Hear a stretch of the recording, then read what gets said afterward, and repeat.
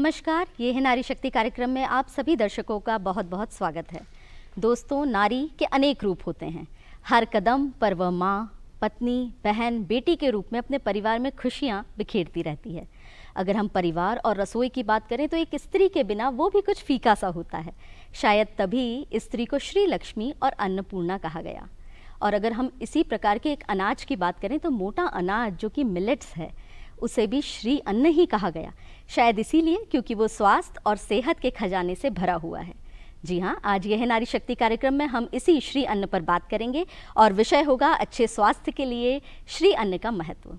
जी हाँ, इन सारी बातों पर हमारा ध्यान ले जाने के लिए, हमें अच्छी अच्छी बातें बताने के लिए जो विशेषज्ञ आज हमारे साथ हैं वो हैं श्रीमती निधि पांडे जी, जो कि भोपाल से ही आहार विशेषज्ञ हैं। स्वागत है निधि जी आपका हमारे इस कार्यक्रम में। Thank you. और जैसा कि मैंने आपको बताया कि आज हम श्री अन्न के बारे में बात करेंगे और खास तौर पर हमारा फोकस रहेगा महिलाओं के स्वास्थ्य के बारे में। और वो हर वर्ग की महिलाएं होंगी, चाहे वो युवतियां हों, चाहे प्रौढ़ अवस्था की महिलाएं हों। तो जो पहला प्रश्न मेरा आपसे बनता है निधि जी, वो यही बनता है कि अगर हम भारतीय खाने की बात करें तो हमारे रोज़मर्रा के खाने में गेहूं और चावल, ये प्रचुर मात्रा में हम इसका उपयोग करते हैं और शायद यही हमारा खाना हमने मान लिया है। पर बढ़ती हुई जागरूकता के बाद ये जानने को आया कि केवल गेहूं और चावल तक ही हमारा रोज़मर्रा का खाना सीमित नहीं होना चाहिए, उसमें श्री अन्न भी होने चाहिए, जो शायद पुराने ज़माने में हुआ करते थे। तो यही हमारे पहला प्रश्न है आपसे कि किस तरीके से गेहूं और चावल के ऊपर हम श्री अन्न को रख सकते हैं और रोज़मर्रा के खाने में इसको शामिल कर सकते हैं। अच्छा, देखिए, गेहूं और चावल मतलब हमको खाना यानी रोटी या चावल, ये हम समझते हैं। पर हमें ये समझना पड़ेगा कि खाना या जो आपकी खाने की थाली है उसमें प्रोटीन्स, कार्बोहाइड्रेट्स, यदि मैं बहुत टेक्निकल लैंग्वेज में बोलूँ तो, और यदि मैं बहुत सिंपल भाषा में बोलूँ तो रोटी के अलावा सब्जी, दाल, सलाद, चटनी, रायता, इस तरह की चीज़ें होनी चाहिए जिससे हम पर्याप्त फाइबर की मात्रा लें। और बड़े ही अफसोस की बात है कि रोटी और चावल दोनों में से फाइबर कंटेंट हमें नहीं मिलता है, तो इसीलिए हमें मोटे अनाज की तरफ जाना पड़ता है। जैसे रागी हो गया, ज्वार हो गया, बाजरा हो गया, मोर धन हो गया, बहुत अलग अलग तरह के मिलेट्स हैं। इसकी खासियत यह है कि इसका जो कार्ब है, कार्बोहाइड्रेट जो इसका यूनिट है, वो बहुत तेज़ी से शुगर बढ़ाता नहीं है। बिल्कुल। इसको चबाने में हमें समय लगता है, तो हम 3-4 रोटी नहीं खाते, हम 1.5 या 2 रोटी पे रुक जाते हैं, यानी हम अपने स्वास्थ्य का भी ध्यान रखते हैं। बिल्कुल। इसके अलावा ये आपको तरह तरह की होने वाली जो पाचन से संबंधित समस्याएं हैं, कॉन्स्टिपेशन है, या कई बार आपको खाना खाने के बाद भारी लगता है, तो 4 रोटी खा के भारी लगना स्वाभाविक है। पर एक ही रोटी खा के पेट भर जाएगा तो आपको एनर्जेटिक भी फील होगा और भारीपन नहीं लगेगा। इसीलिए मोटे अनाज जो है, इनका समावेश आपकी डाइट में होना बहुत बहुत ज़रूरी है। बिल्कुल, ये बहुत अच्छी बात आपने बताई कि किस तरीके से मोटा अनाज जो है वो रोज़मर्रा के जीवन में हमें शामिल करना चाहिए और रोटी और गेहूं के साथ साथ रोज़ के खाने में मोटे अनाज का शामिल होना भी ज़रूरी है।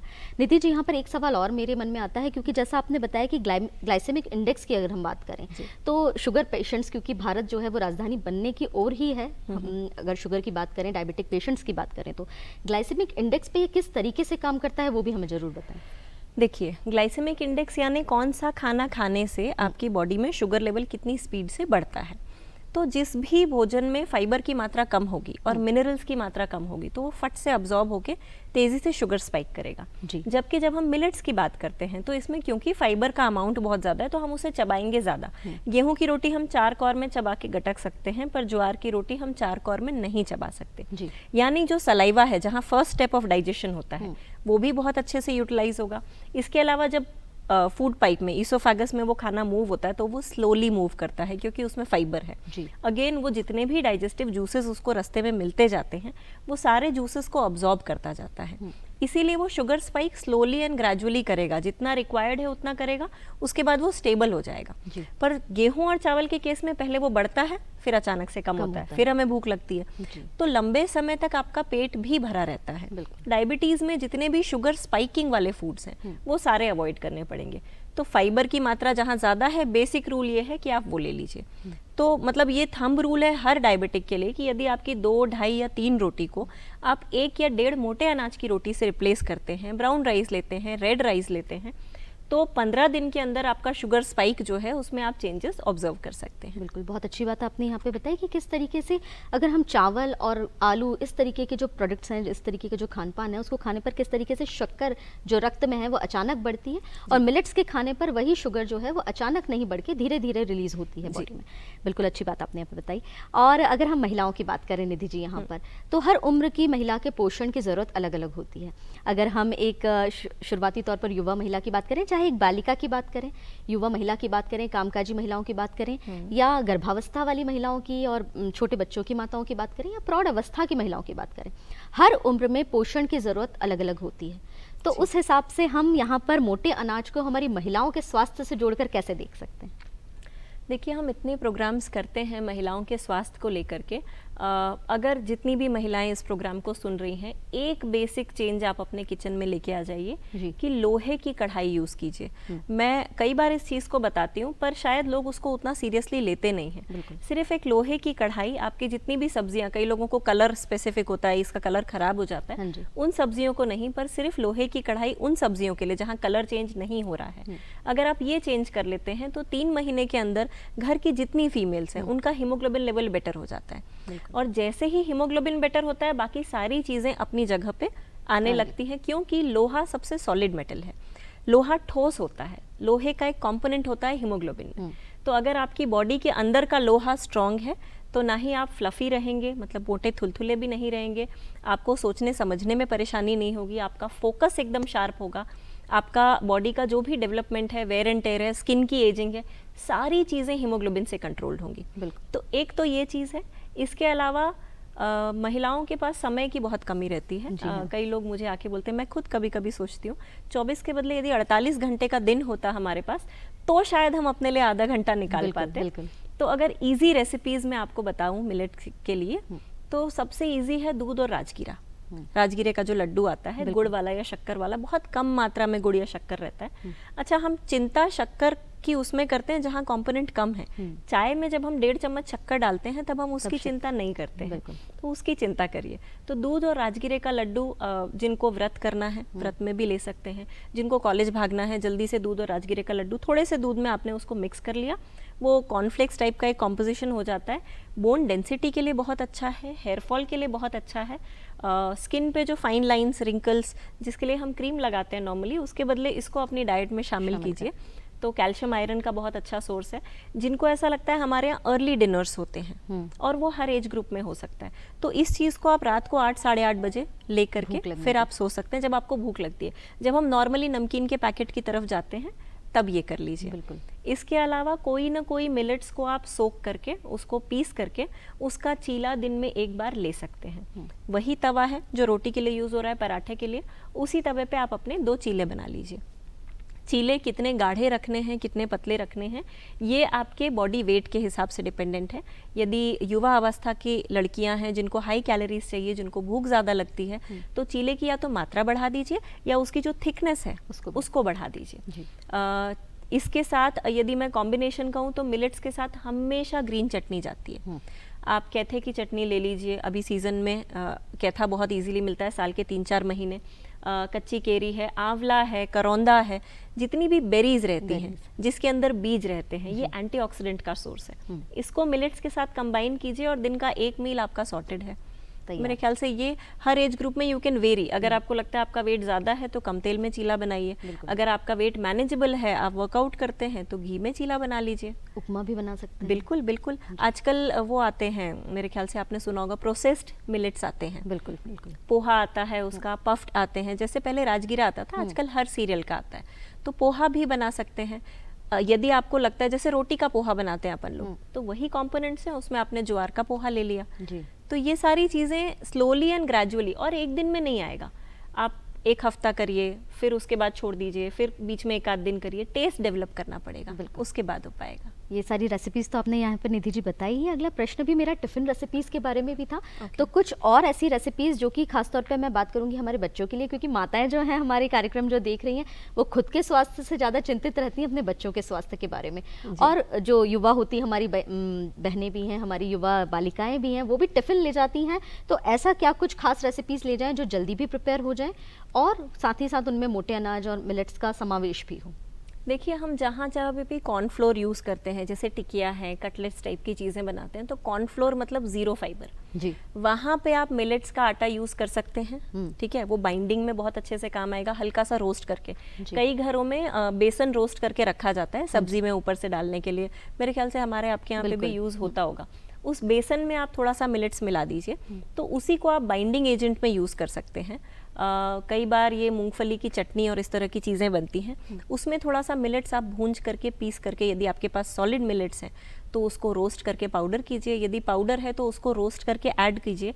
तो ये छोटी छोटी चीज़ें आप इंक्लूड कर सकते हैं। इसके अलावा जो आप आटे की रोटी बना रहे हैं, जैसे मान लीजिए आपने 1 कटोरी आटा लिया गूंथने के लिए, उसमें से 1 चम्मच आटा हटा दिया, 1 चम्मच मिलेट्स ले लिया। शुरुआत में ऐसा करना पड़ेगा। अभी जिस प्रॉब्लम से हम जूझ रहे हैं वो एक तो उनका टेस्ट नहीं है, दूसरा उनको चबाने की आदत भी नहीं है। बिल्कुल, बच्चों को ना एकदम लिक्विड फूड्स अच्छे लगते हैं, तो ये हमारे लिए बहुत कंसर्निंग है, क्योंकि जब तक आपका ओरल कैविटी अच्छा नहीं रहेगा, आपको लॉन्ग टर्म में हर तरह के लाइफस्टाइल डिजीजेस होंगे। तो यदि बच्चे को थोड़ी सी दिक्कत हो रही है चबाने में, तो उसको चबाने दीजिए। कच्चे केले की टिक्की बनती है बहुत सारे घरों में, तो उसमें भी आपने मिलेट्स पाउडर करके, बेसिकली मिलेट्स का पाउडर रोस्टेड आपके पास होना चाहिए। आपके पास जो भी रेसिपी है उसमें आधा चम्मच 1 चम्मच ऐड कीजिए। और ये भी आपने सही बात बताई कि जहाँ आप बेसन का प्रयोग कर रहे हैं वहाँ पर आप मिलेट के पाउडर का प्रयोग करें। बिल्कुल जी, बहुत अच्छी बात है यहाँ पर। और मैम एक क्वेश्चन और मन में आता है, क्योंकि जब हम ये मिलेट्स की रोटियाँ या वो बनाते हैं तो वही बहुत से लोगों को इसमें दिक्कत भी होती है बनाने में, और शुरुआत में शायद इसके लिए कुछ स्पेशल टेक्निक यूज़ करना पड़ती हो जिसके कारण वो रोटियाँ नरम बने, तो उसके लिए क्या तरीका आप अपनाने को बताते हैं? देखिए, आटा लगाना अपने आप में फाइन मोटर स्किल्स और ग्रॉस मोटर स्किल्स का कॉम्बिनेशन है जी। तो मुझे याद है जब हम लोग स्कूल में थे और कभी राइटिंग की स्पीड नहीं बढ़ती थी, तो हमारे सर और मैम बोलते थे घर में रोटियां बनाओ। हाँ जी। तो वी फॉलोड, और हमको सही में फ़र्क समझ में आया जब हम स्पीड में करते हैं। उसी तरह से जब हम आटा गूंथते हैं तो दोनों हाथों का यूज़ होना चाहिए। हमेशा गुनगुना पानी लेना चाहिए, मिलेट्स के चाहे लिए खास तौर पर। स्पेशली मिलेट्स के लिए आप जितना गर्म पानी टॉलरेट कर सकते हैं उतना जी। तो उससे, क्योंकि उसमें लोच नहीं रहता है। मिलेट की रोटी मोटी क्यों होती है? क्योंकि उसमें ग्लूटेन नहीं रहता है, तो वो जो इलास्टिसिटी जो हम खींचते हैं वो चीज़ नहीं है, तो इसीलिए गर्म पानी। बेलने में भी दिक्कत जो आती है, इसीलिए वो हाथ से जब बनती है तब वो इजी रहती है। यदि बेलना है, नहीं बेलते बन रही शुरू में, तो थोड़ा सा गेहूं मिला लीजिए। पर अगर आपको वाकई में उससे बेनिफिट निकालना है तो सिर्फ मिलेट्स की रोटी ही आपको फायदा पहुंचाएगी। तो गर्म पानी से गूंथ के रखिए, और बहुत देर पहले मत गूंथ के रखिए, या यदि बहुत देर पहले गूंथ के रखा है तो दोबारा से उसको थोड़ा सा नरम करना पड़ेगा। तो ये एक्टिविटी दिन में एक बार हो जाए तो भी इनफ है। बिल्कुल सही बात है आपने। और यहाँ पर निधि जी एक सवाल और मन में आता है, जैसे कि आपने आटा मिलाने की बात कही यहाँ पर, कि अगर इनिशियली आपको तकलीफ हो रही है उस रोटी को बनाने में, तो आप अपने गेहूं के आटे में मिलेट्स का जो पाउडर है उसको आप मिला सकते हैं। पर कई बार लोगों के मन में ये एक भ्रांति रहती है, या एक संशय का एक सवाल रहता है कि क्या रोटी का जो गेहूं का आटा है उसको हम मिलेट्स से मिलाएंगे तो क्या हमें कुछ उसका नुकसान तो नहीं होगा? नहीं नहीं नहीं नहीं, नुकसान बिल्कुल भी नहीं है आर्निका। क्या है, हमें आदत हो गई है पिछले 3 दशकों से गोल फूली सुंदर रोटी, गोरी रोटी, यानी फाइबर की मात्रा नहीं। तो इसलिए वो हल्की सी मोटी रोटी जब रहती है तो हमको लगता है नहीं अच्छी नहीं है। तो हमको वो मेंटालिटी बदलने में समय लगेगा। जब तक वो मेंटालिटी की हम आदत डाल रहे हैं तब तक थोड़ा सा गेहूं का आटा मिला लीजिए, बेनिफिट उससे कम होगा। क्योंकि ले तो हम रहे हैं फाइबर के लिए, पर जैसे ही हमने आधा गेहूं मिलाया उसमें चिकनाहट आ गई। तो धीरे धीरे करके गेहूं की मात्रा कम करते जाइए, मिलेट्स की मात्रा बढ़ाते जाइए, और कोई नुकसान नहीं है ऐसा। बिल्कुल। तो दोस्तों देखिए कितना अच्छा पॉइंट यहाँ पर आपको पता चला कि इनिशियली जब आप शुरुआत कर रहे हैं मिलेट्स को शामिल करने की, उस समय पर आप गेहूं के आटे में थोड़ा सा मिलेट्स को मिलाएं और फिर धीरे धीरे गेहूं की क्वांटिटी को कम करते जाएं। बहुत अच्छी बात आपने यहाँ पर निधि जी बताई। और अब चलते हैं अगले सवाल की तरफ, जो है पैक्ड फूड आइटम्स के बारे में, क्योंकि निश्चित सी बात है रोज़मर्रा की ज़िंदगी जो है बहुत ज़्यादा भागदौड़ से भरी है। बच्चे हों, चाहे ऑफिस जाने वाले युवा हों, चाहे हमारी महिलाएं हों कामकाजी, उन सभी को जल्दी होती है सुबह नाश्ता बनाने की या खाना बनाने की। तो उस समय वो यूज़ करते हैं ऐसे पैक्ड प्रोडक्ट्स जो कि भरे होते हैं बहुत सारे प्रिजर्वेटिव से, इन सारी चीज़ों से। बट अगर हम आज की बात करें तो बहुत सारे मिलेट्स के पैक्ड फूड प्रोडक्ट्स भी हमारे मार्केट में अवेलेबल है। वो कहाँ तक अच्छे हैं और उनका उपयोग हम कैसे कर सकते हैं? ये बहुत वैलिड क्वेश्चन है आर्निका। मार्केट के वो फूड प्रोडक्ट्स जिसमें रेडी टू ईट नहीं है, वो ना ही रेडी टू कुक है, उसमें थोड़ी सी प्रोसेसिंग करने की रिक्वायरमेंट हो, वैसे प्रोडक्ट्स ऑप्ट कीजिए। मतलब मसाले आपके हो, तेल आपका हो, इस तरीके से। कम से कम तेल हम घर में बहुत पुराना नहीं यूज़ करेंगे। जितने भी पैकेज्ड फूड आइटम्स हैं उसमें पाम ऑयल ऑयल बहुत एक्सटेंसिवली यूज़ होता है, और वो भी एक रीज़न है हमारे लाइफस्टाइल डिजीजेस का। दूसरा, वो एडिक्टिव भी होता है। जी। तो वैसे आप मिलेट की रोटी नहीं खाएंगे, या मान लीजिए ज्वार बाजरे का मुरमुरा है तो नहीं खाएंगे। पर वो जो फ्राइड वाला है उसको खाने की आदत भी होती है, क्योंकि उसमें फूड कलर्स भी हैं, फूड प्रिजर्वेटिव्स भी हैं। तो आप यदि रेडी आइटम लेके आते हैं तो ऐसा लाइए कि भाई इसको हम बनाएंगे तो तेल मसाला सब हमारा रहेगा, नॉट द रेडी वंस। एक ये चीज़ हो सकती है। दूसरा जो इजी, मैं हमेशा कहती हूँ कि मुरमुरा टाइप में जो रहता है ना, वो बहुत इजी रहता है कंज्यूम करने में। पोहा टाइप का जो रहेगा उसको आपको कुक करना पड़ेगा। और भी यदि बेसिक है आपके पास तो फिर उसको मिलेट सोक्ड आपके फ्रिज में हमेशा होना चाहिए। जब भी आपको लगे हड़बड़ी है क्या करना है, उसको पीस के कुछ ना कुछ बना लिया, या सब्जी की ग्रेवी में ऐड कर दिया, ग्रेवी थिकनिंग के लिए। तो मॉर्निंग आवर्स में पोहा मुरमुरा यूज़ हो सकता है, या इसको सत्तू जैसे यूज़ कर सकते हैं। बट हमेशा कंटेंट आपका होना चाहिए, आधा सामान बाहर से लाइए। तो जो आधे सामान की आप बात कर रही हैं, तो मेरे ख्याल से हम इस तरीके से माने कि जो उनकी प्रोसेसिंग है वो कुछ आगे तक बढ़ा दी गई है और उसके बाद वो आपको अवेलेबल करवाया जा रहा है। तो उसमें कलर्स एंड प्रिजर्वेटिव्स की मात्रा कम है, तो उससे हम अपने आप को मिलेट के फायदे भी पहुंचाएंगे और नुकसान से बचे रहेंगे। और उसको लाकर आप आधे प्रोसेस के बाद बना सकते हैं, आधे मतलब तेल अपना यूज कर सकते हैं, मसाले आप अपने यूज कर सकते हैं। बिल्कुल, बहुत अच्छी बात आपने यहाँ पर बताई। और अगर हम यहाँ पर बात करें कि पाचन की, जी, तो कई बार ऐसा इशू आता है, कई लोगों के साथ ऐसा आता है, या कहें कि हमारे पाचन तंत्र को आदत नहीं है मिलेट्स को यूज़ करने की या पचाने की। तो पाचन की अगर बात करें तो किस तरीके से हम मिलेट्स को हमारे पाचन के लिए सही रहे वो, और कोई इशू ना क्रिएट हो, उसको किस तरीके से उपयोग में लाएं? उसके लिए चलना, एक्टिविटी करना बहुत ज़रूरी है। मिलेट्स से लेके कॉन्स्टिपेशन क्यों होता है मिलेट्स को इंक्लूड करने से? क्योंकि हमारी आदत नहीं है वर्कआउट्स की। पसीना बहाना हमें अच्छा नहीं लगता, धूप में रहना हमें अच्छा नहीं लगता। मिलेट्स को चाहिए हाई मेटाबॉलिक रेट। यानी यदि मैं घर पे एसी में बैठ के आराम से मिलेट्स की रोटी खा रही हूँ और 3 घंटे मूवी देख के मैं सोच रही हूँ मैं उसको पचा लूँगी, sadly that is not possible. You need to work out. दूसरी चीज़ ये चेक कीजिए कि आपको विटामिन या मिनरल की डेफिशिएंसीज हैं क्या, जो कि आजकल बहुत कॉमन है। अगर ये केस है तो भी आप मिलेट्स नहीं डाइजेस्ट कर पाएंगे। अगर आपको लगता है कि मुझे फैट फ्री खाना खाना है तो ये मिलेट्स के केस में पॉसिबल नहीं है। मिलेट की रोटी यदि आप बनाते हैं तो वो ड्राई रहता है। मिलेट का फाइबर कैसा होता है अर्निका? जैसे समझिए कॉटन का फाइबर हुआ, वो गेहूं का आटे का फाइबर है। जूट की जो बोरी हम जानते हैं उसका जो फाइबर है that is similar to millets का फाइबर। तो उसको पानी भी पर्याप्त चाहिए, उसको घी या तेल की मात्रा चाहिए। तो कच्चा तेल या कच्चा घी उसमें यूज़ नहीं होगा तब तक वो रोटी ऊपर आएगी, भारी लगेगी, धीरे धीरे आपको लगेगा नहीं मुझसे नहीं पचाते बन रहा है, मैं इसको बंद कर देता हूँ। तो ये सारे फैक्टर्स ध्यान में रखेंगे तो मिलेट्स पचा पाएंगे। बिल्कुल। और अगर कुल मिला के ये बात की जाए कि पचाने में मुश्किल है मगर सेहत के लिए भरपूर वहाँ पर फ़ायदा है यहाँ पर। जी, बहुत अच्छी बात आपने यहाँ पर बताई। और अगर मैं यहाँ पर बात करूँ कि कई बार ऐसा भी होता है कि खाने में जब हम टेस्ट की बात करते हैं, खासतौर पे मैं बच्चों की बात यहाँ पर करूँगी, क्योंकि मिलेट्स जो हैं स्वाद में जितना गेहूं, चावल या जितना हम ग्लूटेन वाली चीज़ों को देखें वो जितने स्वादकर होते हैं उतना शायद मिलेट्स नहीं होते, या कहें हमें आदत नहीं है उस स्वाद की।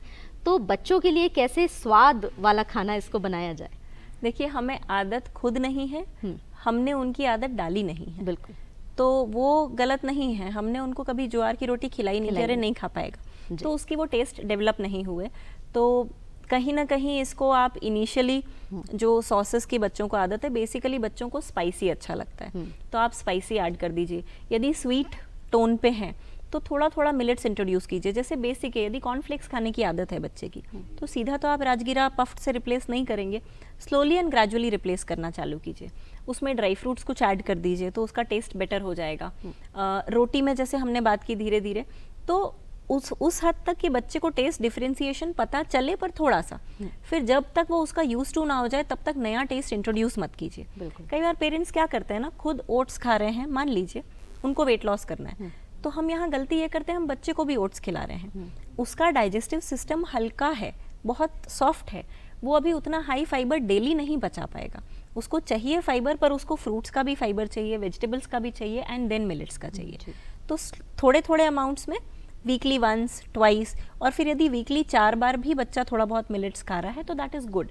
वो खा रहा है, वो ज़्यादा इम्पोर्टेंट है। और ये किस उम्र से हम स्टार्ट कर सकते हैं? अगर हम छोटे बच्चों की बात करें तो जो मदर्स रहती हैं वो शुरुआत करती हैं जब 6 महीने के बाद, साल भर के बाद, तो ये मिलेट्स का इंट्रोडक्शन बच्चे के किस एज से आप कर सकते हैं?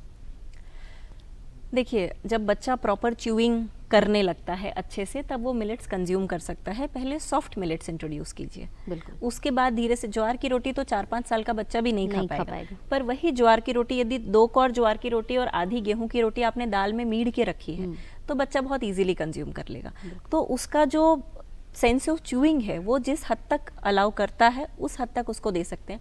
हमारे यहाँ देते भी थे, लाल चावल बच्चों को दिया जाता हाँ है। जी। तो इनिशियली बहुत चीज़ें हम देते थे पर रोज़ नहीं देते थे। तो यदि हम रोज़ वो इंट्रोड्यूस करने की कोशिश करेंगे तो एक समय के बाद वो खाएगा ही नहीं। तो उसका रेगुलरली कंज्यूम करना ज़रूरी है, जिससे वो लाइफस्टाइल डिजीजेस से बचा रह सके। कुल मिलाकर आपकी बातों से ये पता चलता है कि जितना जल्दी और जितना ज़्यादा हम इन मिलेट्स को अपनी दिनचर्या में शामिल करेंगे, रोज के खान पान में शामिल करेंगे, उतनी ही हमें आदत होगी और स्वास्थ्य जो है वो नियमित रूप से उसके हिसाब से चलेगा।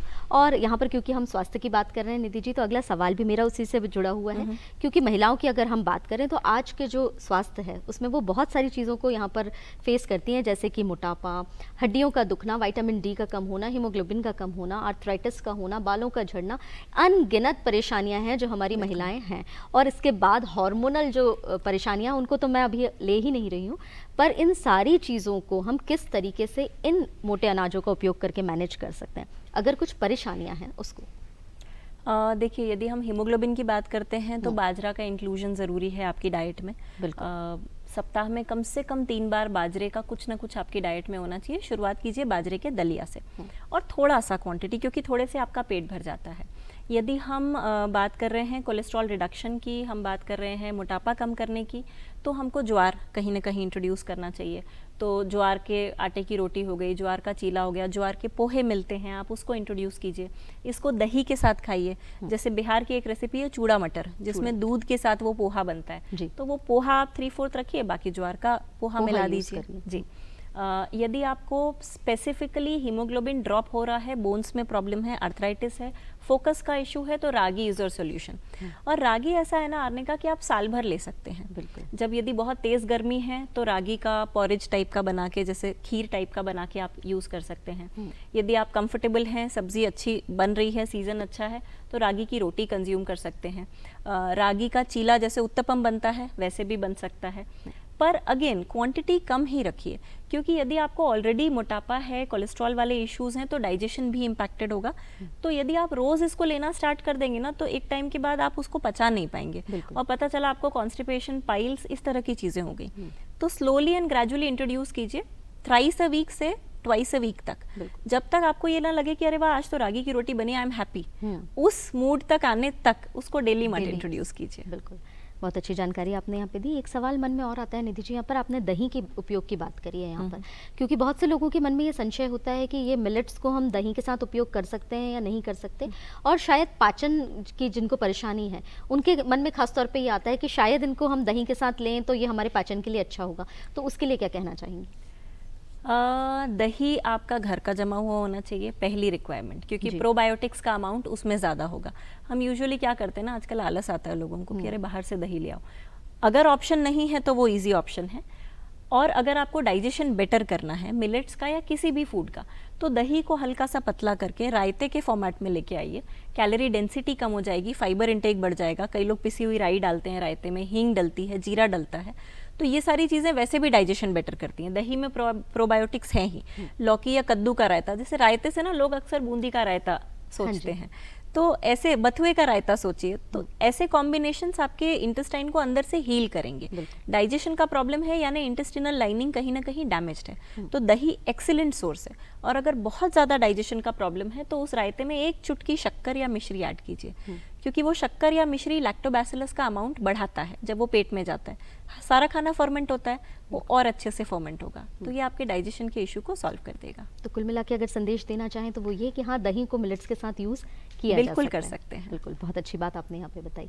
और एक सवाल जो एक इम्पॉर्टेंट सवाल है कि इंस्टाग्राम का ज़माना है, फेसबुक का ज़माना है, और लोग जो हैं वो इन्फ्लुएंसर से जानते हैं कि क्विनिया या इस तरीके के जो ऐसे महंगे मिलेट्स भी हैं जो कि मार्केट में अवेलेबल हैं, तो उनका उपयोग, क्योंकि देखा देखी और होड़ हर चीज़ में होती है, तो हमारे युवा भी उस चीज़ में होड़ में रहते ही हैं, तो उसके उपयोग के बारे में हमें ज़रूर बताएं।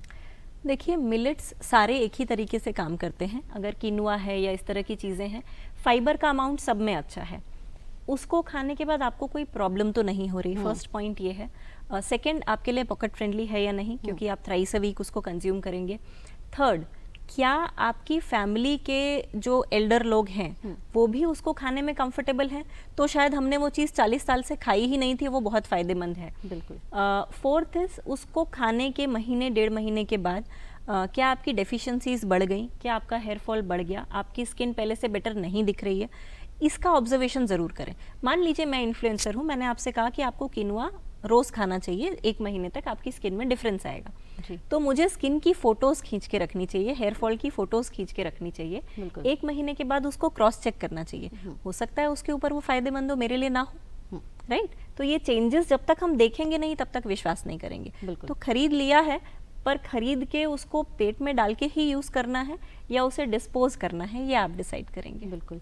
और यह आकलन जो है वो हर व्यक्ति का अपना अपना अलग होगा, अनुभव अलग होगा। तो पहले खा के देखें, अपना के देखें, उसके बाद देखें क्या चेंजेस आप अपने शरीर में देख रहे हैं।